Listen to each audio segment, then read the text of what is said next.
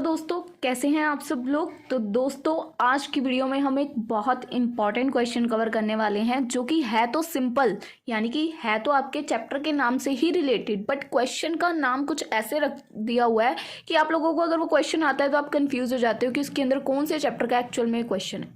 तो क्वेश्चन है control chart के ऊपर। ये क्वेश्चन बेसिकली जो है हमारा कहाँ से आता है, हमारे स्टैटिकल क्वालिटी कंट्रोल चैप्टर से।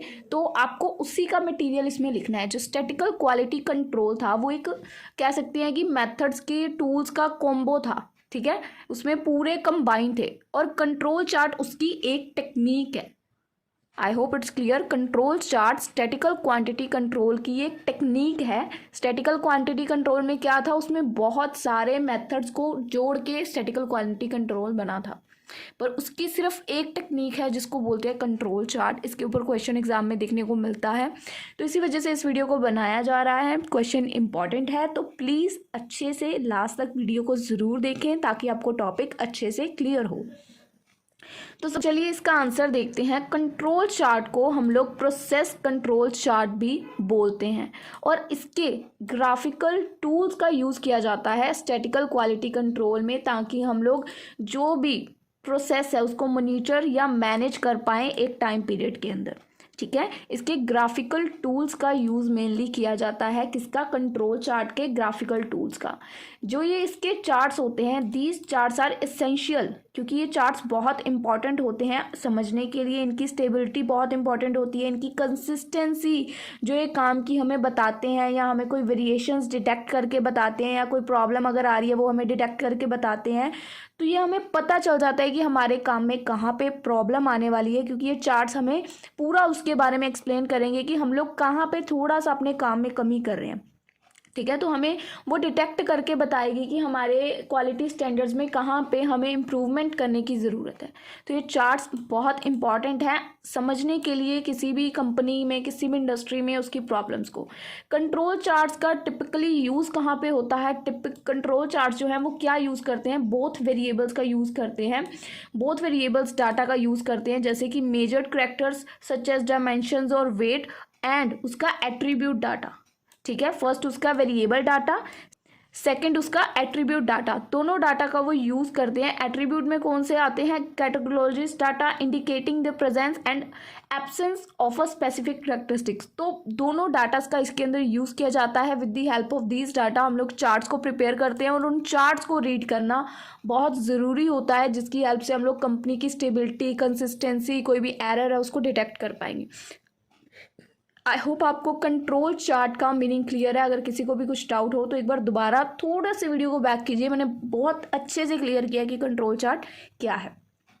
अब इस चार्ट के कुछ होते हैं जी टाइप कंट्रोल चार्ट के, ठीक है। सबसे पहला चार्ट का टाइप आता है एक्स बार और आर चार्ट्स, ठीक है। X bar and R charts, these control charts are use for variable data. यहाँ पे हमने देखा ना, दो डाटास का ये यूज़ करता है, वेरिएबल और एट्रीब्यूट डाटा। तो ये दोनों ही चार्ट्स जो हैं, एक्स बार और आर चार्ट्स, दोनों का यूज़ होता है वेरिएबल डाटा का पता करने के लिए। जो हमारा एक्स बार चार्ट है वो क्या मॉनिटर करता है? हमारी सेंट्रल टेंडेंसी यानी कि प्रोसेस का मीन फाइंड आउट करता है। और जो हमारा आर चार्ट है वो मॉनिटर करता है उसकी रेंज या उसकी वेरिएशंस को।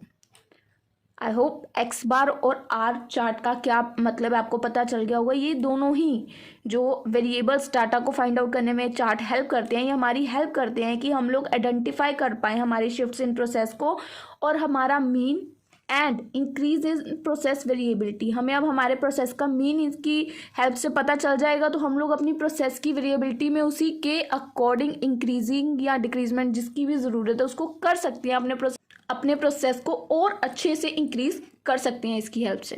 सेकंड चार्ट्स आते हैं हमारे P charts and NP charts. तो these control charts are use for attribute data. I think आपको पता चल गया होगा, यहाँ पे टू डाटास का यूज होता है, variable, second one is attribute. तो यहाँ पे ये वेरिएबल्स की बात कर रहे थे, अब यहाँ पे आ गया एट्रीब्यूट। तो पी चार्ट क्या करता है? पी चार्ट मॉनिटर करता है proportion of non confirming items. जो आइटम्स कन्फर्म नहीं है उनका जो प्रपोर्शन होता है, पी चार्ट उन आइटम्स को मॉनिटर करता है, ठीक है। और जो हमारा एनपी चार्ट है वो मॉनिटर करता है number of non confirming items.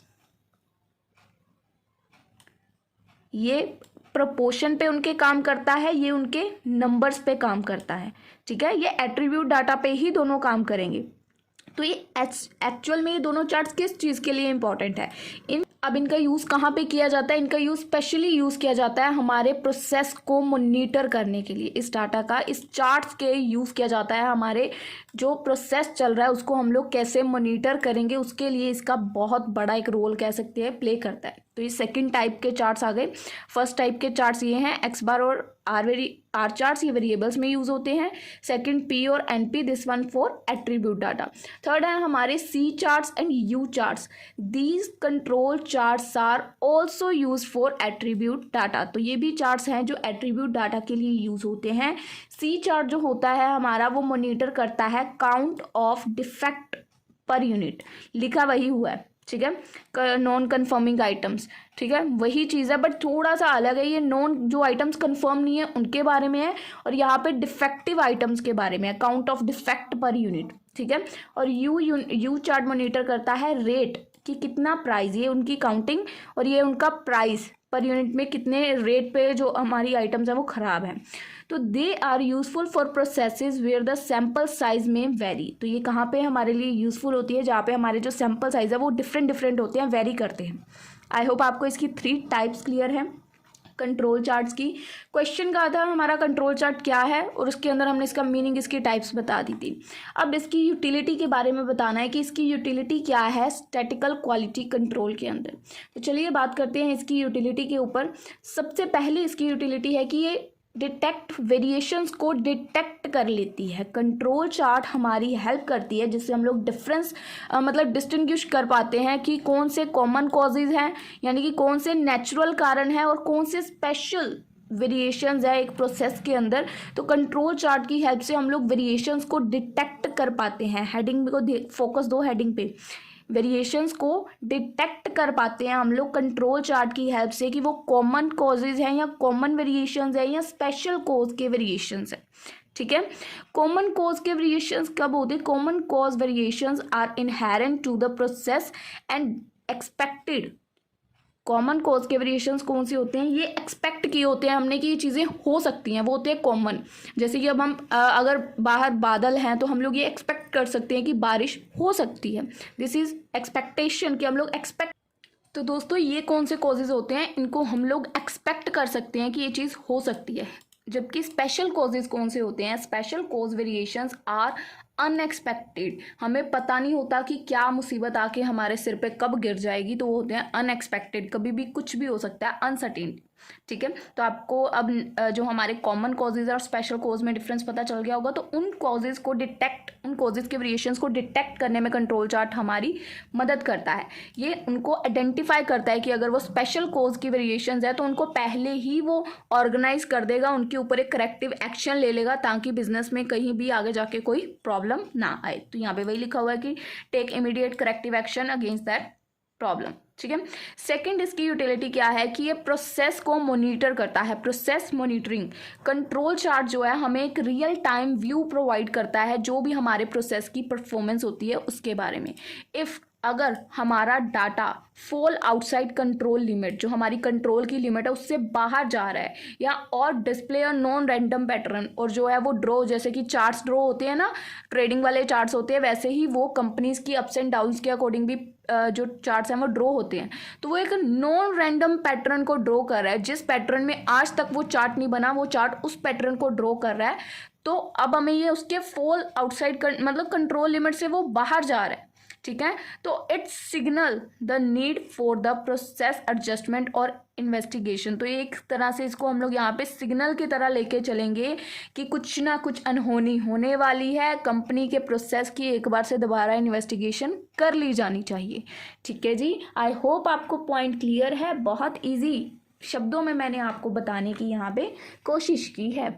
अगला क्या है हमारा यूटिलिटी? जो है वो है डिसीजन मेकिंग। कंट्रोल चार्ट हमें एक हेल्प कर देगी, जिसकी हेल्प से हम लोग डिसीजन लेने के लिए एक तरह से लायबल हो जाएंगे, हम लोग आराम से डिसीजन कोई भी ले पाएंगे। कंट्रोल चार्ट हमें डाटा ड्राइव करके एक दे देगी, जिसके सपोर्ट से हम लोग कोई भी डिसीजन ले पाएंगे।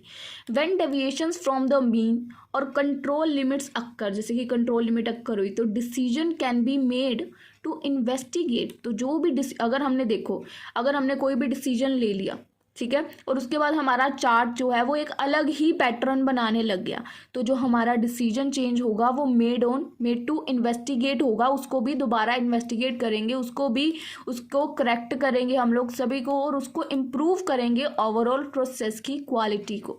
ठीक है, ये नहीं है कि अगर हमने गलत डिसीजन ले लिया तो हम लोग उसको करेक्ट नहीं कर सकते, हर चीज़ को करेक्ट करने का एक ना एक मौका तो ज़रूर मिलता है। उसके बाद नेक्स्ट यूटिलिटी क्या है, प्रोसेस की day by day improvement, over the time improve करना उसको।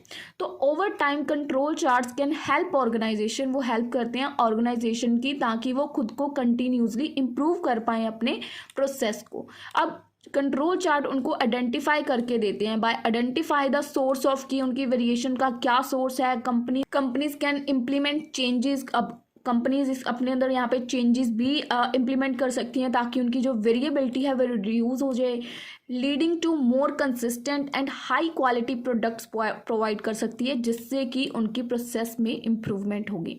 अब नेक्स्ट क्या है, early warning system. Control chart act करता है एक अर्ली वार्निंग सिस्टम, यानी कि अगर कोई दुर्घटना होने वाली है तो उस दुर्घटना के होने से पहले हमें उसके बारे में इत्तला कर देना, हमें उसके बारे में बता देना। तो कंट्रोल चार्ट हमें पहले ही हिंट दे देगी कि ये सिचुएशन आ सकती है कंपनी के अंदर, तो पहले ही उस फ्लो के लिए या डाउनफॉल के लिए हमें रेडी रहना चाहिए। Instead of waiting for a product, जैसे कि अब अगर हम कोई प्रोडक्ट तैयार कर रहे हैं और उस प्रोडक्ट का रिजल्ट अच्छा नहीं आने वाला है, ठीक है, तो कंट्रोल चार्ट हमें पहले ही बता देगी कि ये प्रोडक्ट मार्केट में जाके इतना नहीं चलेगा। तो यहाँ पे प्रोडक्ट के बारे में लिखा है, इसलिए मैंने प्रोडक्ट की बात की यहाँ पे। Instead of waiting for a product to be completed, product के कंप्लीट होने से पहले अगर हम इंस्पेक्शन करते हैं और हमें पता चलता है कि अभी मतलब इसके अंदर कुछ चेंजेस करने चाहिए, तो हम लोग उसको आइडेंटिफाई करेंगे ना इश्यू को। अगर हम उसको पहले ही सॉल्व कर सकते हैं तो हम उसको मार्केट तक क्यों भेजेंगे। उसका जो भी स्क्रैप है उसको पहले ही अगर हम लोग कर लेंगे तो वो जितना हो सके कम होगा, हम लोग उस पर रीवर्क कर पाएंगे, और पोटेंशियल कस्टमर की जो कंप्लेंट्स है उसको तो सॉल्व किया ही जाएगा फिर। I hope it's clear.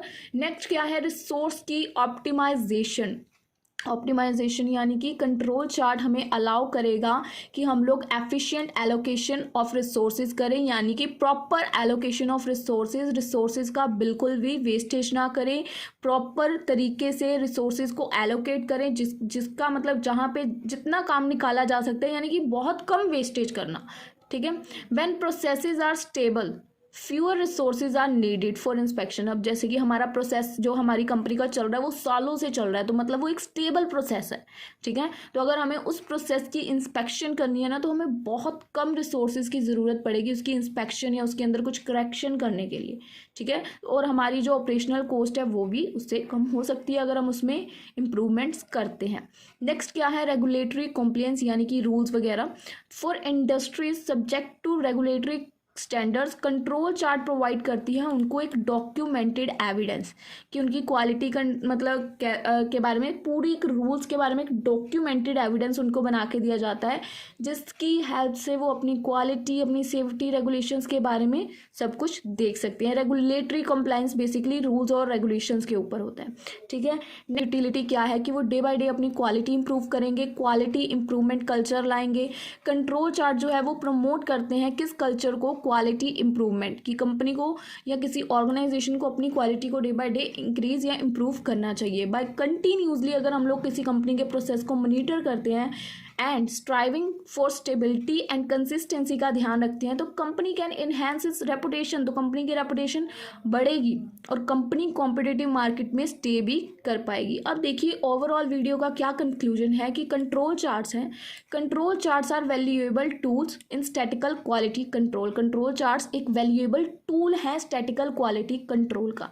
Statistical quality control के अंदर बहुत सारे टूल्स और मेथड्स आते हैं, जिनका सिर्फ ये एक छोटा सा पार्ट है कंट्रोल चार्ट्स, तो दोनों में आपको कंफ्यूज नहीं होना है, ठीक है। जो हमारे कंट्रोल चार्ट्स है ये क्या हेल्प करते हैं हमारी, ये हमें प्रोवाइड करते हैं विजुअल्स और एनालिटिकल मेथड एक प्रोवाइड करते हैं फॉर अंडरस्टैंडिंग प्रोसेस, जिससे हम लोग प्रोसेस को अंडरस्टैंड कर सके, प्रोसेस की वेरिएशंस को, और फैसिलिटेटिंग जो भी डिसीजन मेकिंग की हमारा है उसमें हेल्प करते हैं, और ड्राइविंग प्रोसेस की जो इम्प्रूवमेंट है, और अल्टीमेट हमें हेल्प करते हैं कि हम लोग प्रोडक्ट की क्वालिटी को बढ़ा पाएँ और कस्टमर को एक सेटिस्फेक्शन प्रोवाइड कर पाएँ। तो ये था हमारा छोटा सा टॉपिक, इसमें कुछ इतना टफ नहीं था, क्वेश्चन काफ़ी इजी है। स्टैटिकल क्वालिटी कंट्रोल की अगर आपने वीडियो पिछली देखी है तो उसके मुकाबले तो आपको ये क्वेश्चन काफ़ी इजी लगेगा, ये बहुत इजी क्वेश्चन है। सो आई होप आपको ये अच्छे से क्लियर होगा दोस्तों। ये वीडियो के नोट्स आपको नीचे डिस्क्रिप्शन में मैं देने वाली हूँ, तो आप लोग वहाँ से नोट्स को ले सकते हैं। और अभी जाइएगा मत, अगर आपको इस टॉपिक से रिलेटेड या किसी भी टॉपिक से रिलेटेड कुछ भी डाउट है तो आप लोग वो भी मुझे कमेंट सेक्शन में पूछिए। इंस्टा टेलीग्राम के लिंक्स भी नीचे डिस्क्रिप्शन में है, तो आप लोग वहाँ भी मैसेजेस कर सकते हैं। और अगर आपको कोई ऐसा टॉपिक लगता है कि जो आपको लगता है इंपॉर्टेंट है एग्जाम पॉइंट ऑफ व्यू से, तो आप लोग हमें वो कमेंट सेक्शंस में या मैसेजेस करके बता सकते हैं, हम लोग उनके ऊपर भी वीडियोस लेके ज़रूर आएंगे। So that's all about today's video. I hope आपको वीडियो अच्छे से क्लियर है। मिलेंगे आप लोगों से हम लोग अपनी अगली वीडियो में, तब तक के लिए गुड बाय।